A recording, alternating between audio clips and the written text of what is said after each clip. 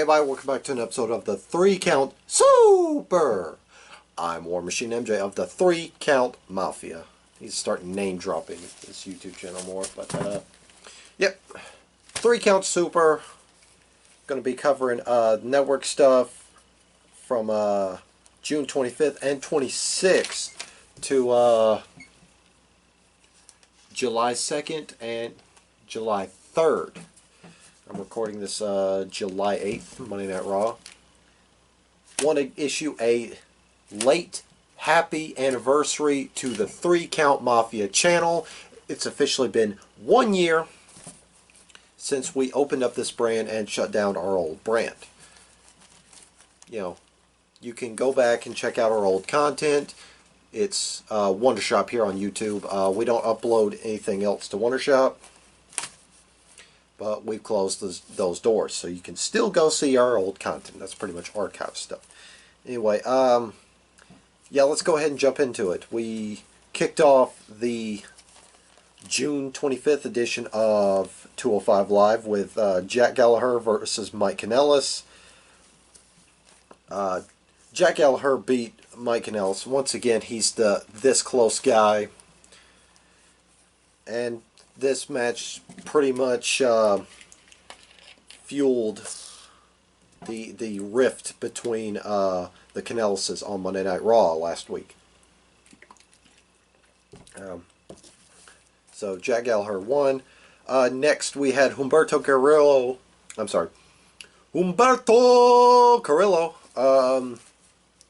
beating some enhancement talent.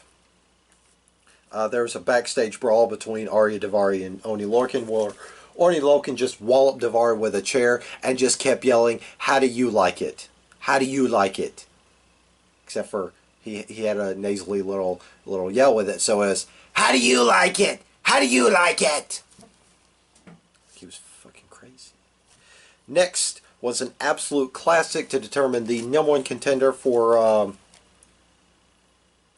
to determine Drew Gulak's opponent at Extreme Rules.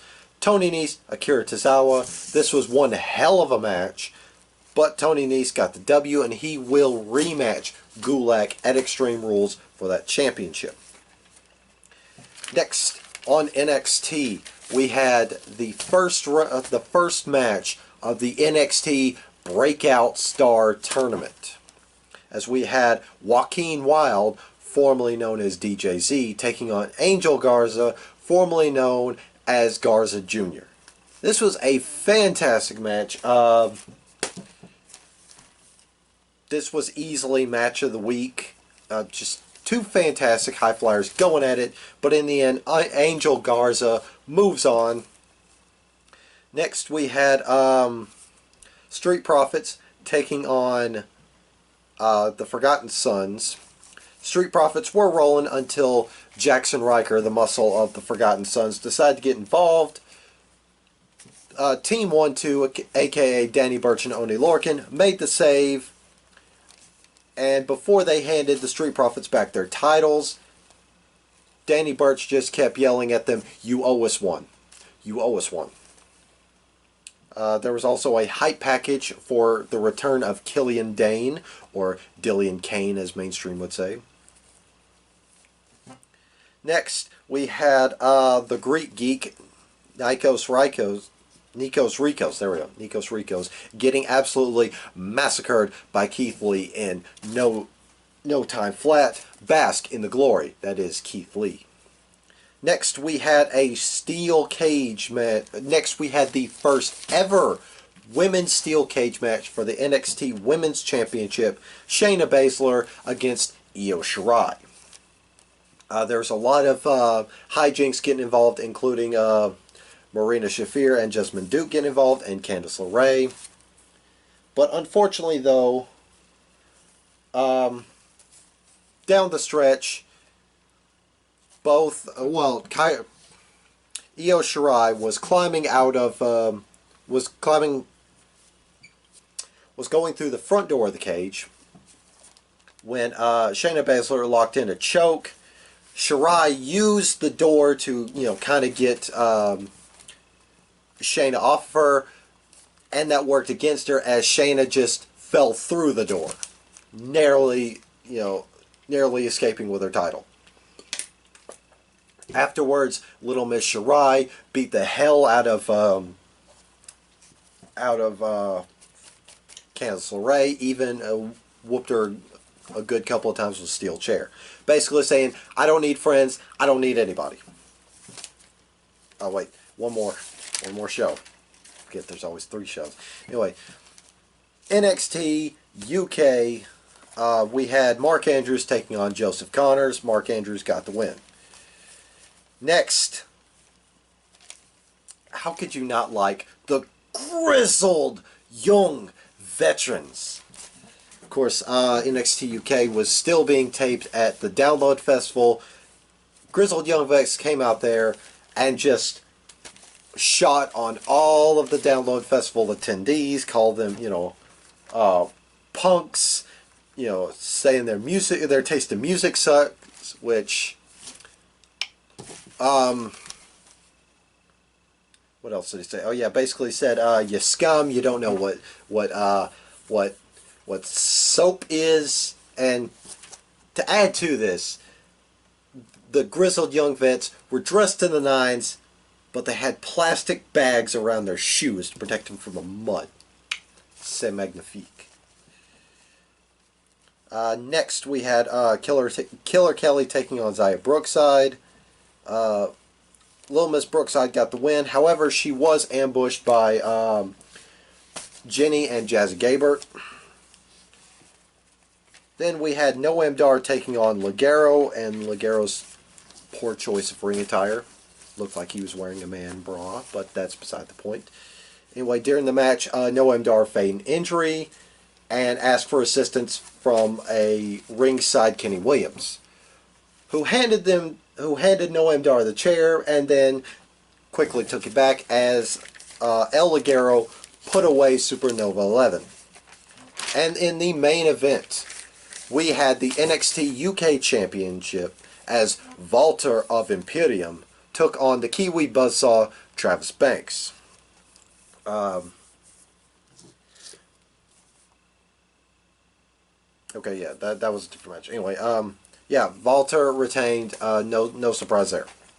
So yes, finally done with those notes from 2 weeks ago, and we go back to last week's, where we started off with the July 2nd edition of 205 Live. We started the show off with a Tornado Tag Team match pitting the Lucha House Party against the Singh Brothers. This was a pretty good match. However, in the end, Lucha House Party's Gran Metalik and Lince Dorado got the victory. Next, we had a 6-man tag team match as Tony Nese, Oni Lorcan, and Gentleman Jack Gallagher took on Drew Gulak, Arya Daivari, and Mike Kanellis. Yeah, this match ended in a no contest because all 6 of these men decided to beat the hell out of each other.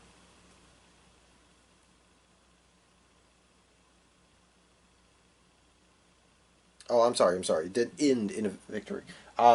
Amidst the chaos, Tony Nese hit a sunset driver on Mike Kanellis to put them away. Afterwards, the show closed out with all 6 men beating the holy hell out of each other. There we go. Next, to NXT, we had Mia Yim taking on Aaliyah. There you go, folks. You just saw me bite my tongue on camera. Anyway,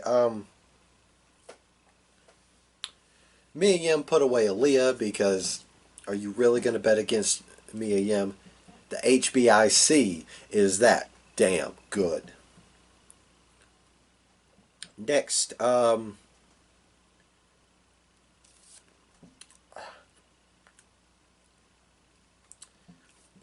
I still bit my tongue. Anyway, next up,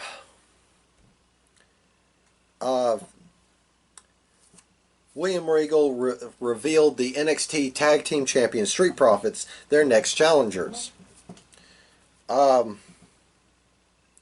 Yeah, the Forgotten Sons, almost said Grizzled Young Vets. Sorry, the Forgotten Sons stormed Regal's office and demanded a championship match against the Street Profits. But Regal said, "Well, you know what? You had your opportunity, but your muscle decided to cost that for you. So instead, I'm giving the next opportunity to Lorcan and Birch." Afterwards, the Forgotten Sons said, "We will not forget this, you bad, naughty guy." I don't know, I'm just paraphrasing. Next, oh, I forgot to talk about this on, as for last week's. On last week's episode, because dumbass didn't put them in the notes. Last week, on the July, the... Give me a sec. Yeah, he didn't put them on the notes. Anyway, on the June 26th edition of NXT, we kicked off the Bay Bay Championship Celebration Tour, where Adam Cole just documents his experience as NXT Champion. The week prior, we saw him at the Download Festival defending his gold against... Damn, I forgot who it was. Anyway, but there was also a really cool shot of him and Corey Taylor of Slipknot, just palling around, and Corey Taylor was just examining the belt. By the way, Corey Taylor is fucking awesome. However, on last week's episode of NXT TV, Johnny Gargano, no, I'm sorry, Adam Cole, baby, sorry, wrong NXT champion. Adam Cole, baby, paid a visit to the Gargano family restaurant in Cleveland, Ohio, where Adam Cole just very patronizingly ordered some pizzas, paid for them, and while nobody was looking, pinned his glorious mug to the Wall of Fame. Afterwards, he decided to visit the nearby... Yeah,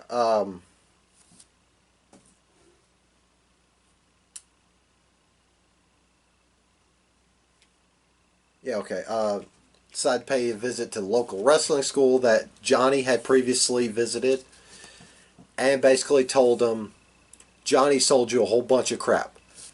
Quit now. Quit now, and you can resume sitting on the couch eating away your worries." And then, when he was asked to leave, he said, "Okay, I'll leave. Last bit of free advice. Give up. Find yourself a new hero." Adam Cole's great. He's fantastic. Next, speaking of fantastic, we had Kushida taking on some guy named Jeff Parker. Yeah. And Kushida tapped him out with the Sakuraba lock. Yeah.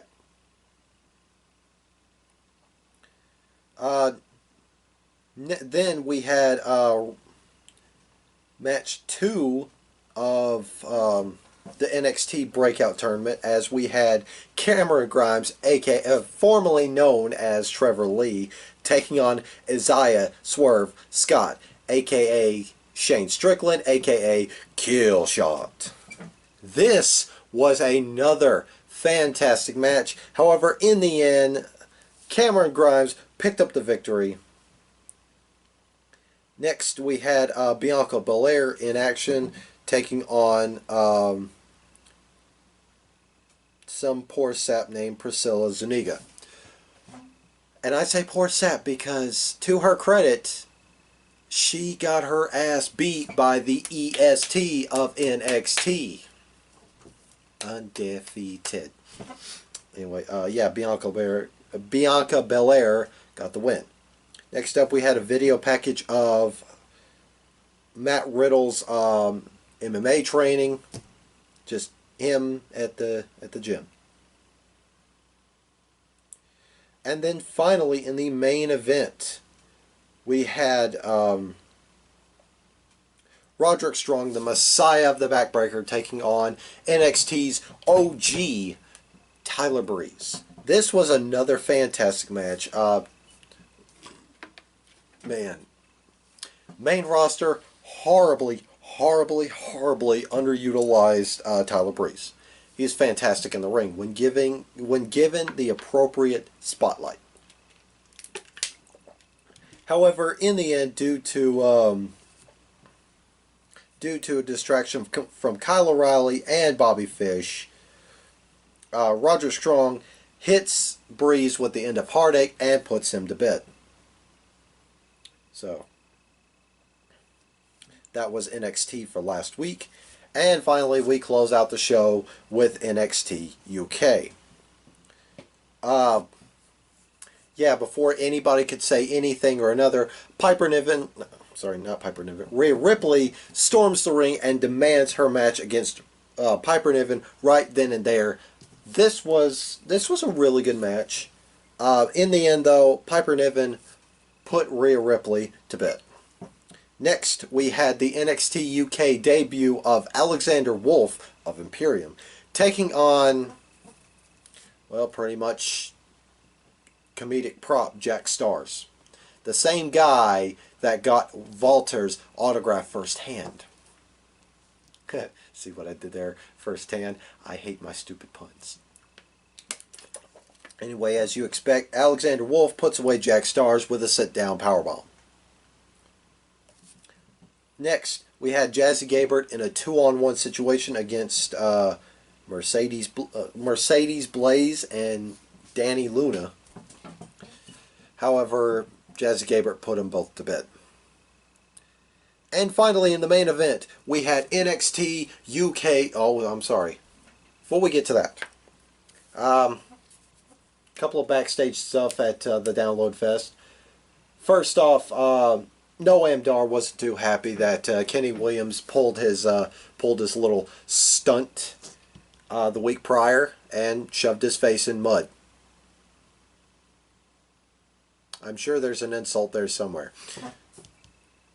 There was also a hype package for Cassius Ohno, the genius of NXT UK, as he was calling out Mark Andrews.